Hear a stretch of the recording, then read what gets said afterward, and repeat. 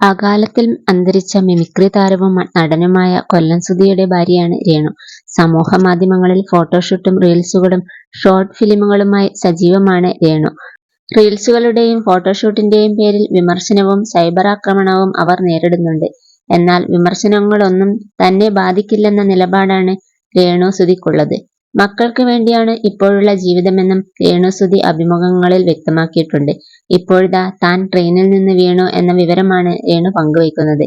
പ്ലാറ്റ്ഫോമിലേക്ക് ലഗേജുകളുമായി ചാടി ഇറങ്ങിയപ്പോഴാണ് തലയിടിച്ചു വീണത്. ട്രെയിനിന്റെ AC കമ്പാർട്ട്മെന്റിലാണ് രേണുവും ഷൂട്ടിംഗ് സംഘവും സഞ്ചരിച്ചിരുന്നത്. ഡോർ തുറക്കാനുള്ള ശ്രമത്തിനിടയിൽ ട്രെയിൻ നീങ്ങാൻ ആരംഭിച്ചു. പെട്ടെന്നിറങ്ങാനുള്ള ശ്രമത്തിനിടെ പ്ലാറ്റ്ഫോമിലേക്ക് വീഴുകയായിരുന്നു. ഭാഗ്യത്തിനാണ് പാളത്തിലേക്ക് വീഴാതെ വലിയ അപകടം ഒഴിവായതെന്ന് രേണു പറയുന്നു. തുടർന്ന് ആശുപത്രിയിൽ പോയി CT സ്കാൻ ഉൾപ്പെടെ എടുത്ത് കുഴപ്പങ്ങളൊന്നും ഇല്ലെന്ന് ഉറപ്പുവരുത്തിയെന്നും രേണു അറിയിച്ചു.